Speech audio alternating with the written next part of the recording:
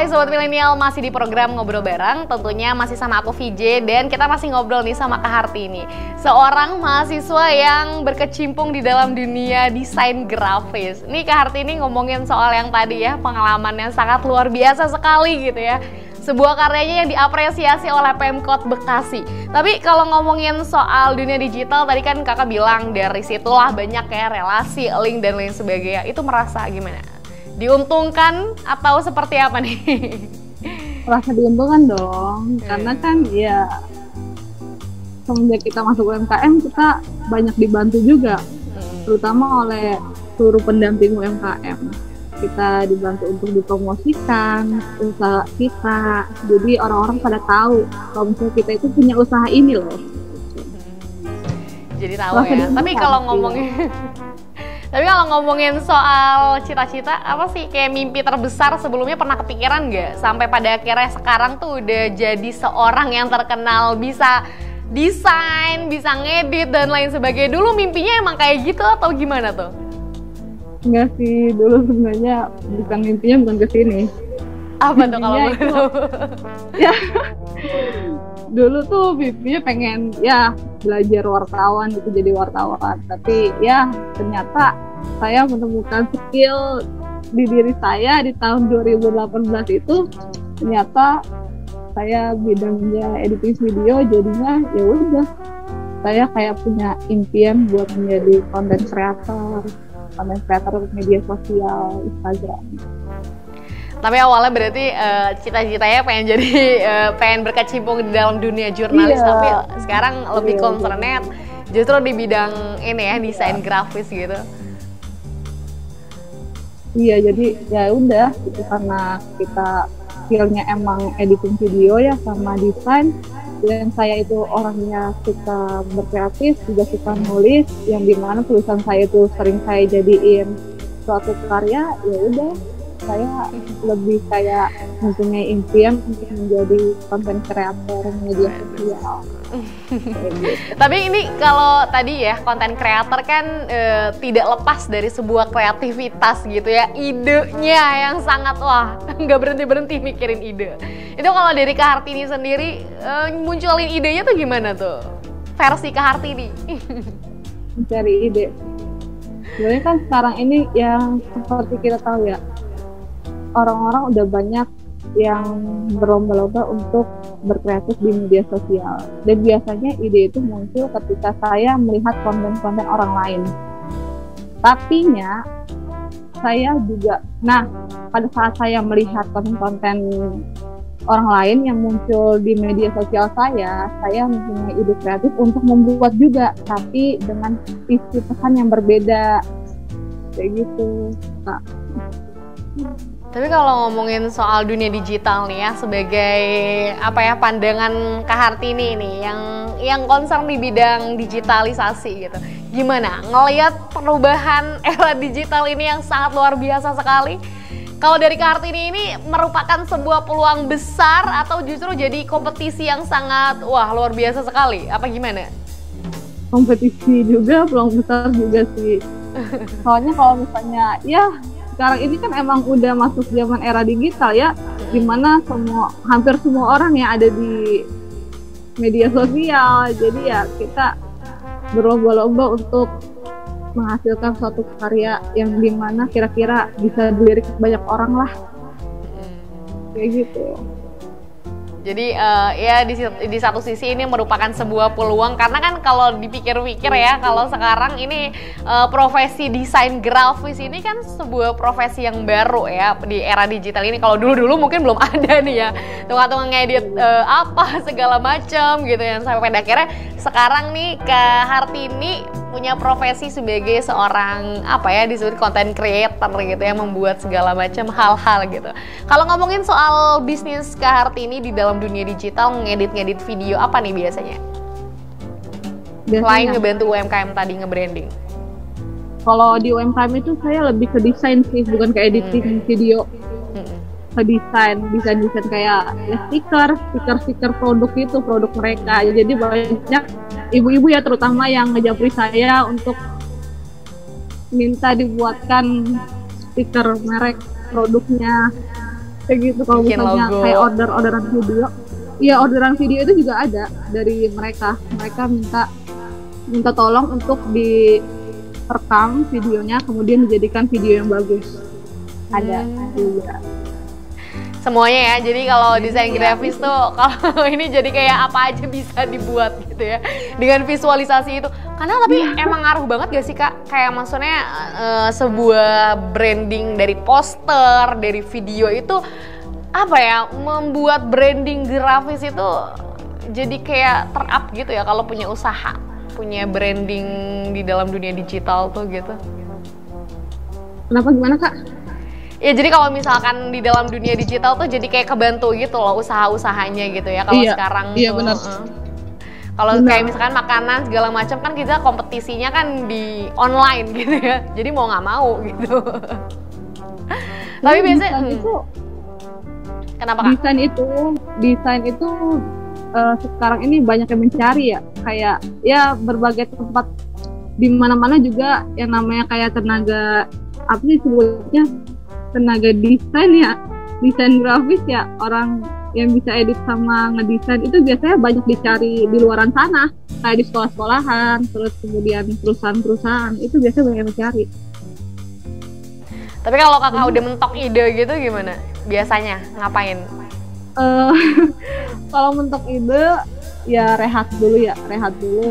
Tapi saya tetap kayak berpikir gitu loh, aduh kira-kira gimana ya kira-kira biar menarik gitu, karya kita itu menarik. Aku berpikir sambil kayak ya udah, kalau misalnya lagi lelah buka sosial media dulu, nanti tiba-tiba ada aja yang muncul ide dari situ. Kayak gitu biasanya sih aku kalau misalnya nyari ide tuh rehat. Kalau misalnya otak lagi lelah tuh rehat dulu, kemudian ya udah buka media sosial aja. Nanti kan kita nggak tahu apa yang kita buka itu tiba-tiba muncul aja, itu bisa menjadi suatu ide kreatif buat kita. Bener sih. Me time-nya ya buka sosmed gitu. Iya, buka sosmed. Tapi manfaatin gitu nggak sih? Branding di sosial media sekarang kan udah hype banget gitu ya, kayak Instagram, TikTok gitu-gitu. Manfaatin sosmed itu nggak buat nge-branding usaha digitalnya?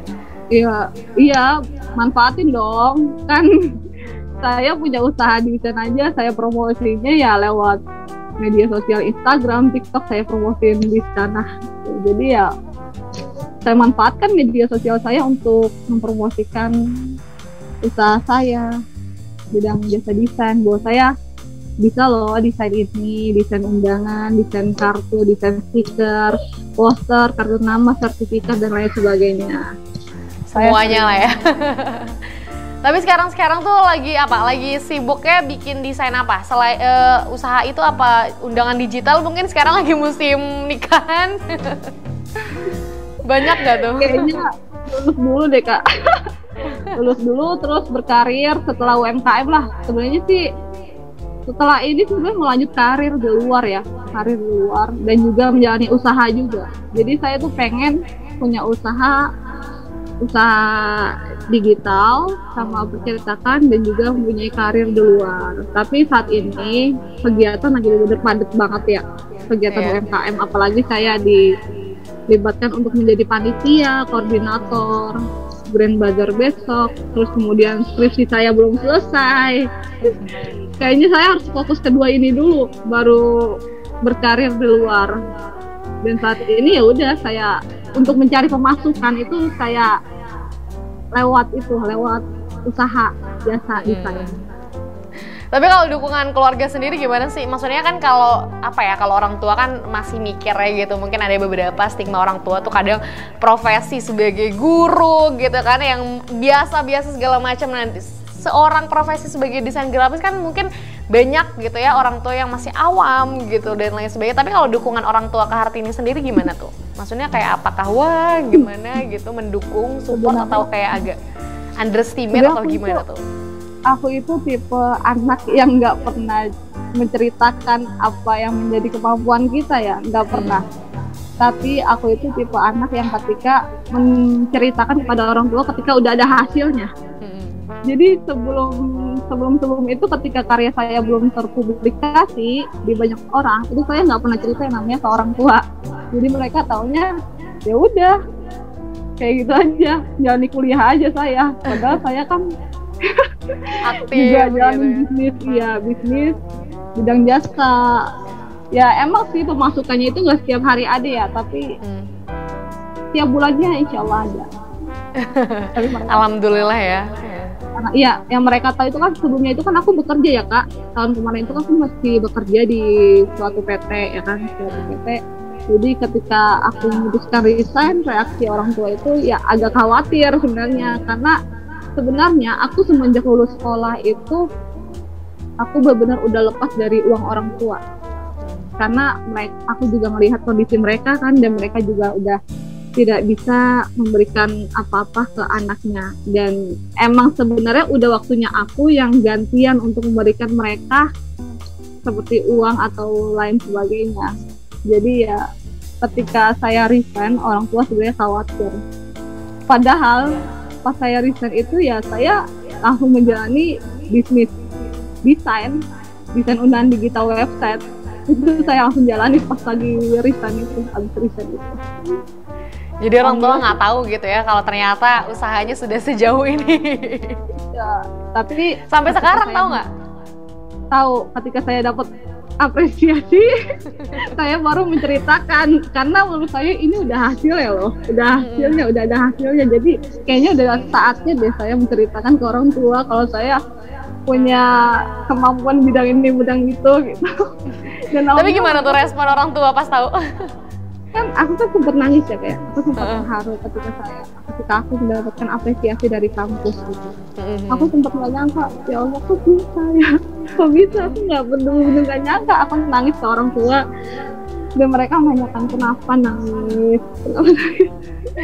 Aku cerita ke mereka, aku nggak nyangka kok aku bisa dapat prestasi ya, kataku gitu. Dari kampus aku dapat hadiah di kampus, yang hadiahnya itu berupa printer, yang sebenarnya printer itu emang lagi aku butuhkan banget ya. Iya. Mungkin karena dosen aku kan nge-savein nomor-nomor kaprodi gitu ya, kaprodi sama dosen. Nah biasanya aku tuh suka gabut bikin status gitu, pengen banget punya printer karena pengen punya usaha percetakan, ditambah udah mau skripsian. Nah ternyata status saya itu menjadi doa ya. Menjadi doa yang ternyata dikabulkan kemarin gitu. Itu ya, alhamdulillah ya.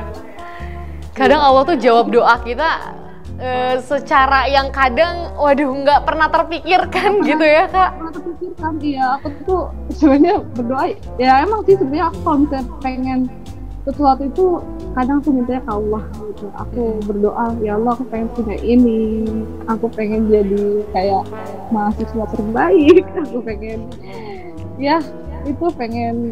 Bahkan waktu pas lagi aku lulus sekolah itu ya, aku kan sebenarnya punya pikiran buat kuliah, tapi karena ekonomi ya, karena ekonomi akhirnya aku ya udah, aku memutuskan udah bekerja, aku meredam dulu pengen kuliah. Nah tapi pas saat aku bekerja, aku terus berdoa sama Allah bahwa aku pengen kuliah di mana aja, yang penting jaringannya luas gitu. Dan alhamdulillah Allah memberikan arahan untuk saya kuliah di saat akuntansi, di mana jaringannya ini menurut saya cukup luas, cukup bagus banget. Dosen-dosennya yang hebat, ada yang menjadi wartawan di televisi, dan juga ada yang lulusan dari luar. Itu alhamdulillah banget. Allah mengarahkan saya ke kampus ini. Ya, dan nggak nyangka juga saya bisa mendapatkan prestasi hasil dari suatu karya, dan dimana emang sebenarnya ya aku itu kan sering berkarya tapi kadang juga ya mendapatkan kayak tanggapan gak enak juga dari orang-orang. Misalnya kayak aku tuh publis suatu karya yang dimana ya aku tampil di depan kamera gitu ya kan, ya mereka mungkin menilainya apa sih tapi saya kayak bersikap bodoh amat kalau misalnya ada tanggapan kayak gitu. Dan emang sebenarnya kemarin itu saya mendapatkan info bahwa ada yang bukan meremehkan ya, gimana ya, kayak menganggap pas karya saya ditampilkan di opening ceremony itu ternyata ada yang berkomentar, Kak. Berkomentar dan kepada pendamping itu menyampaikan kepada saya, katanya sebenarnya ada orang yang bilang apa sih karya kayak gitu aja pengen diapresiasi gitu. Padahal kan mereka nggak tahu ya gimana kerja keras kita sampai bergadang-gadang. Ada ya orang julid kayak gitu. Iya ada, Kak. Makanya kataku ya udahlah nggak apa-apa, biarin aja. Mereka nggak tahu gitu. Mereka nggak tahu gimana kerja keras kita. Yang penting hasil karya kita itu disenangi oleh banyak orang gitu. Apalagi itu koordinator daerah sama pejabat loh dikasih pujian sama mereka gitu. Itu suatu hal yang luar biasa sih bagi aku, walaupun ada komentar-komentar yang kayak gitu ya udahlah, aku udah amatin aja. Gak peduli. Sekelas Pemkot loh gitu ya.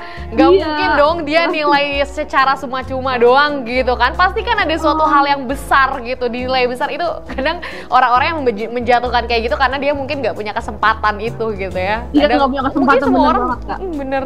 Semua orang bisa gitu ya mungkin melakukan itu, tapi kan gak semua orang punya kesempatan. Bener gak sih, Kak Har? Bener banget, iya. Nah iya mungkin karena itu ya mereka ada orang yang julid kayak gitu karena mereka nggak dapat kesempatan yang sama seperti saya. Jadi ya udah. Tapi luar biasa sih. Tapi ternyata di balik apresiasi ini banyak ya perjuangan-perjuangan di belakangnya yang ternyata wah luar biasa sekali Kak Art ini. Ya aku sering ngerasa penat sih sebenarnya, bahkan kadang ngerasa aduh ya Allah pengen nyerah. Tapi nggak boleh. Udah rehat dulu lah, kalau misalnya ada pikiran-pikiran kayak gitu tuh aku lebih baik udah matiin handphone dulu, rehat, udah benar-benar sampai pikiran tenang, udah kayak membaik baru aktif lagi. Nggak nyerah. Jadi nyerah itu kayak hanya kata-kata gitu loh, karena kita lagi penat gitu. Biasanya gitu ya, Kak. Kalau misalnya kita lagi penat kadang ngeluh. Cuman ya udah, daripada ngeluh terus, udahlah rehat dulu. Setelah itu ya udah jalan ada sejenak, harus ya merefleksikan diri dulu sebentar gitu ya. Oke Kak Artini, masih kita ngobrol-ngobrol lagi, tapi kita akan jeda dulu nih Kak Artini setelah jeda yang satu ini. Jadi Sobat Milenial jangan kemana-mana, tetap di Ngobrol Bareng.